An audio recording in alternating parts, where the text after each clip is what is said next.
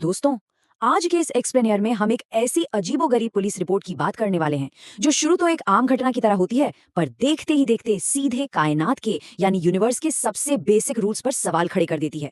बिना वक्त जाया किए सीधे इस रहस्य के अंदर चलते हैं और इस पूरी मिस्ट्री को डिकोड करते हैं।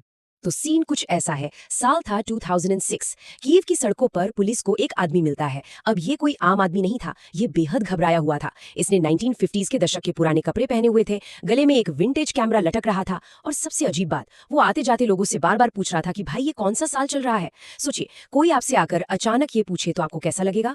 जब पुलिस इस आदमी से पूछताछ करती है तो वो अपना नाम सर्गे पोनोमरेन्को बताता है। उसका दावा था कि उसका जन्म 1932 में हुआ है और उसके हिसाब से आज की तारीख 23 अप्रैल 1958 होनी चाहिए।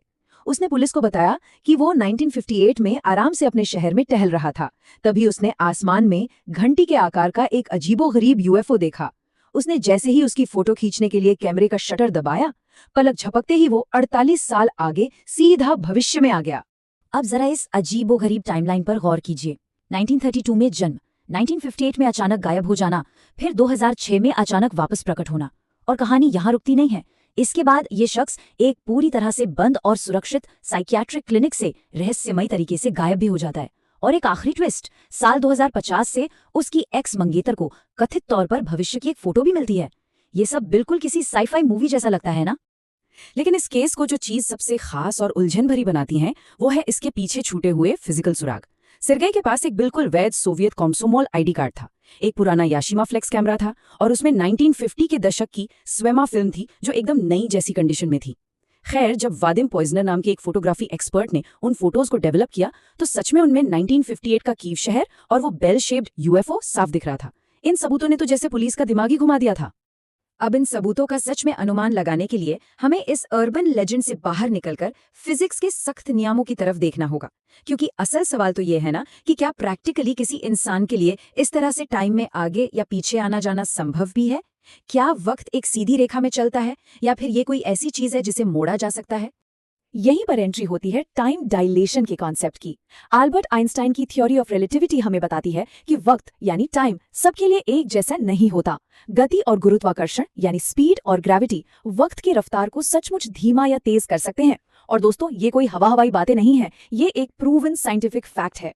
अगर आप सोच रहे हैं कि ये साइंटिफिकली कैसे काम करता है तो 1971 के मशहूर हाफिले कीटिंग एक्सपेरिमेंट को देखिए। इसमें कमर्शियल प्लेन्स के जरिए एटॉमिक क्लॉक्स को दुनिया भर में उड़ाया गया और जब उन्हें धरती पर रखी घड़ियों से मैच किया गया तो पता चला कि आसमान में उड़ी घड़ियां सच में 273 नैनोसेकंड आगे निकल चुकी थीं। मतलब उन्होंने लिटरली भविष्य में ट्रैवल किया था। चलिए, भविष्य में जाना तो समझ आता है, लेकिन पास्ट यानी अतीत में वापस जाना बिल्कुल अलग गेम है। इसके लिए आपको किप थॉर्न के ट्रैवर्सेबल वॉर्म होल्स जैसे कॉन्सेप्ट्स की जरूरत पड़ेगी, जो खुद अपने आप में बड़े पैराडॉक्स खड़े करते हैं। जैसे कि पूल बॉल क्राइसिस। जरा सोचिए, एक बिलियर्ड बॉल वॉर्म होल में जाती है, टाइम में पीछे निकलती है और पास में जाकर खुद ही से टकरा जाती है, जिससे उसका मशीन में जाना ही रुक जाता है।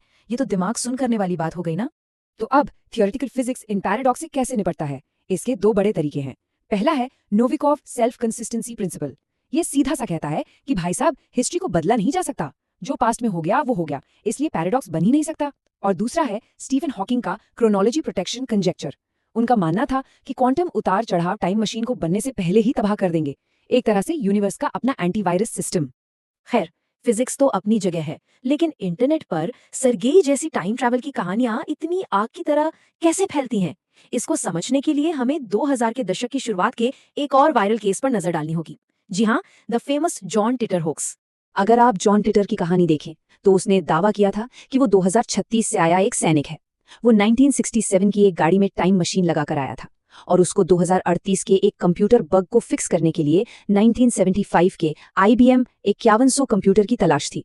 अपनी बातों को सही साबित करने के लिए उसने क्वांटम फिजिक्स का सहारा लिया, लेकिन बाद में पता चला कि ये सब फ्लोरिडा के एक एंटरटेनमेंट लॉयर की बनाई हुई स्क्रिप्ट थी।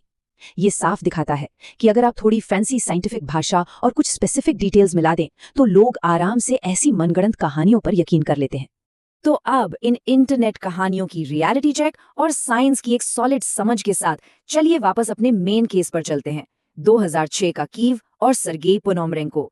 अब वक्त है इन सारे सबूतों को एक फोरेंसिक लेंस से देखने का। और सच कहूं तो दोस्तों, जैसे ही इस केस को बारीकी से देखा गया, सारे सबूत ताश के पत्तों की तरह ढह गए। सर्गेई ने कहा था कि उसका जन्म जून में हुआ था, लेकिन उसके उसी असली लगने वाले सोवियत आईडी कार्ड पर साफ साफ मार्च लिखा था। 1950 के दशक की उस फिल्म में वक्त के साथ नेचुरल खराब होने के लक्षण आने चाहिए थे, जिसे विनीगर सिंड्रोम कहते हैं, पर वो चमत्कारिक रूप से गायब था। सीसीटीवी फुटेज की डेट 2006 के रियल कैलेंडर से मैच नहीं कर रही थी।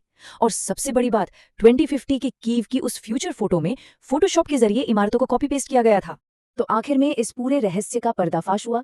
ये कोई सच्ची घटना थी ही नहीं। वो सीसीटीवी फुटेज, यूएफओ की फोटो और पुलिस रिकॉर्ड्स, ये सब का सब 2012 में एलियंस नाम के एक टीवी शो के लिए तैयार किए गए नाटकीय दृश्य थे। ये पूरी कहानी एक टेलीविजन प्रोग्राम के लिए बेहद शातिर तरीके से गढ़ा गया एक नाटक थी और कुछ नहीं। पर कहानी यहाँ खत्म होकर भी एक बड़ा साइकोलॉजिकल सवाल पीछे छोड़ जाती है। हम इंसान अपने प्रेजेंट यानी आज से भागने के लिए इतने उतावले क्यों रहते हैं? ये इतनी मेहनत से बनाए गए धोखे असल में हमारे अपने डर का सबूत है। भविष्य के अज्ञात होने का डर और एक ऐसे पास्ट में वापस जाने की गहरी लालसा जिसे अब बदला नहीं जा सकता। तो अगली बार जब भी कोई ऐसी टाइम ट्रैवल की धमाकेदार कहानी आपके सामने आए, तो विज्ञान और इंसानी फितरत दोनों के बारे में जरूर सोचिएगा। क्या सच में वक्त से भागना मुमकिन है, या हम सिर्फ खुद से भागने की कोशिश कर रहे हैं?